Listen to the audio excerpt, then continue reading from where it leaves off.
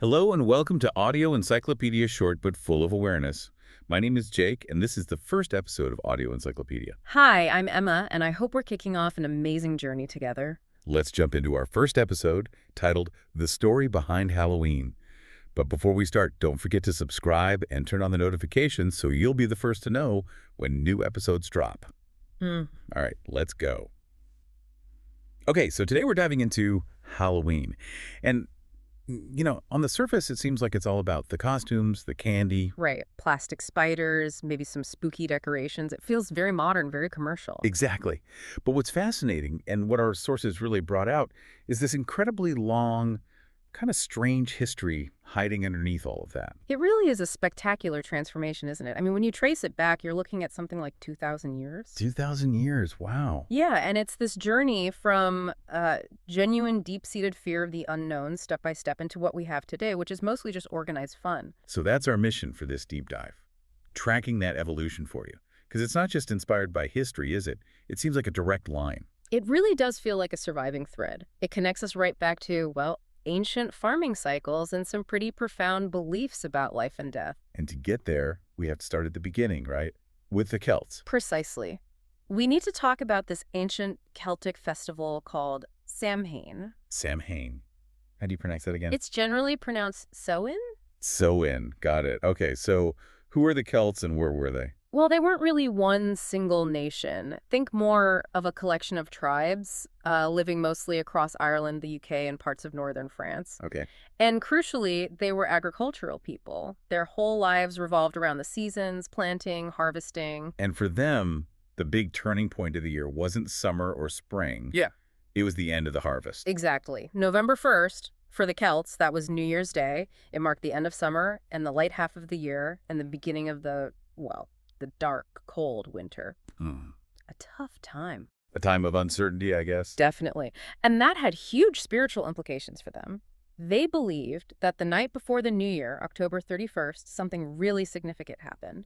Okay. The boundary, the veil between the world of the living and the world of the dead became thin, really thin, almost like it wasn't there. Whoa. So spirits could just cross over. That was the belief, yes. Yeah. Ghosts, spirits, maybe fairies, maybe even some less friendly entities. They could wander the earth that night. So this wasn't just like, oh, grandma's spirit might visit. This was potentially chaotic. Absolutely chaotic. The sources describe it as a time when the natural order was suspended. These wandering spirits could cause problems, damage crops, make people sick. Possess people even? That was likely a fear, yes. The world felt very vulnerable. Okay, that completely changes the feel of it. These early traditions weren't parties, they were defensive. Driven by fear, absolutely. And this is where we see the earliest versions of Halloween traditions starting. People lit huge bonfires. Right, for light and warmth, but also protection. Protection, community gathering, maybe purification too.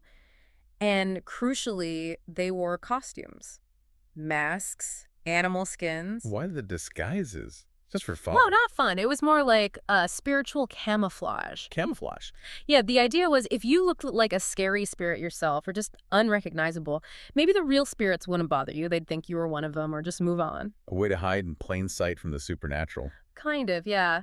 And they'd also leave offerings of food and drink outside their homes. Like treats. Sort of, but it wasn't about generosity. It was more like an appeasement, a bribe almost. Here's some food, please go away and don't cause trouble. So if you were a Celt back then, October 31st was a pretty serious night. You're doing rituals to survive. Absolutely. High stakes. And this basic structure, this fearful night, it lasted for centuries. But then things started to change as Christianity spread across Europe. Right, the religious landscape shifted dramatically. It did. And this is where we see a really interesting strategy from the early church. It's called syncretism. Syncretism, meaning blending things together. Exactly. The church realized that just trying to ban popular, deep-rooted pagan festivals like Samhain was, well, really difficult and often caused more problems. So instead of fighting it, they absorbed it. Or co-opted it. It was pretty clever, actually. They'd often establish a Christian holiday on or near the date of a pagan one. letting people keep some of their old customs, but giving them a new Christian meaning. Precisely. And in this case, Samhain gradually merged with All Saints' Day, which the church established on November 1st. All Saints' Day, honoring saints and martyrs. Yes. And so the night before All Saints' Day, October 31st, the old Samhain night became the vigil, the evening preparation for the feast. It was called All Hallows' Day. Hallows meaning holy or saints. Right. So the night before was All Hallows' Eve. And you just shorten that. All Hallows Eve, Halloween, Halloween. There you go. That's the name right there. Wow. So the name itself comes from this blending process. It does. And this blending was key because it meant that even as the religious focus shifted, some of the old traditions, the spooky ones, they didn't completely disappear. They just hung around attached to this new date. Laying the groundwork for what we do now. Exactly. It set the stage for modern customs. Okay, this is where it gets really interesting for me. How did we get from, serious spiritual camouflage and appeasing spirits to kids demanding candy? Let's talk costumes first. You said the Celts wore them to hide. Is that really connected to why we dress up today? It absolutely is. The direct lineage is there. Now, obviously, the intent has totally changed, right? We're looking for fun, maybe a little scare, not genuine survival against spirits. Right. But the act itself, putting on a disguise for that night, it persisted. Through the Middle Ages, you had traditions like mumming or guising, where people would go around in costumes, sometimes performing little plays or songs. Still on that same night. Often around that time, yes. Yeah. It evolved from a protective measure into more of a community ritual, a bit of seasonal fun. Okay, that makes sense. Now, trick-or-treating, going door to door asking for goodies. That feels different. How does that link back? That one has a slightly different, though related, root in a Christian practice called souling. Souling. Mm-hmm. This was common in medieval times, often around All Souls' Day, November 2nd, but also linked to All Saints' Day. Poorer people, sometimes children, would go from house to house. And they'd ask for? They'd offer to say prayers for the souls of the dead relatives of the household. Ah. And in return, they'd be given food, usually small round cakes called soul cakes. So it was a trade almost. Prayers for cake. Exactly. It was a transaction. You get prayers for your departed loved ones. I get something to eat. It wasn't just begging. It was seen as a reciprocal act. That's fascinating. So the door-to-door mechanism, the giving of treats, it comes from that tradition. That's the ancestor of modern trick-or-treating, yes. Over time, the prayers faded, the cakes became candy, and the costumes from the Samhain tradition got mixed in. The transaction just shifted from spiritual service for food to looking cute for a Snickers bar. Pretty much. It's the same social structure, just with a completely different currency, as you say. Okay. And the icon of Halloween, the jack-o'-lantern. There's a surprise in this story, too, isn't there? It wasn't always pumpkins. No, not at all. That's one of the biggest shifts. Originally, back in Ireland and Scotland, people carved lanterns out of turnips. Turnips, that sounds difficult. Much harder. Also beets, potatoes sometimes. They'd hollow them out, carve faces into them, and put a candle or a hot coal inside. And the purpose was the same, ward off spirits. Generally, yes. To frighten away evil spirits or perhaps represent spirits themselves. And they called them jack-o'-lanterns. Why Jack? Was there a story? Oh, yes, a very famous folktale about a character known as Stingy Jack. Stingy Jack. Okay, what did he do? Well, the legend goes that Jack was a bit of a trickster, and he managed to trick the devil himself, not once, but several times. Bold move. Very. He tricked the devil into promising never to claim his soul.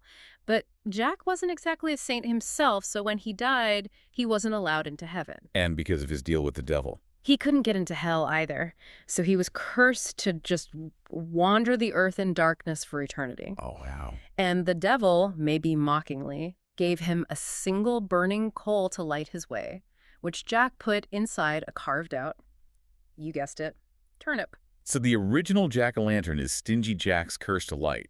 That's much darker than I thought. It's a cautionary tale, for sure.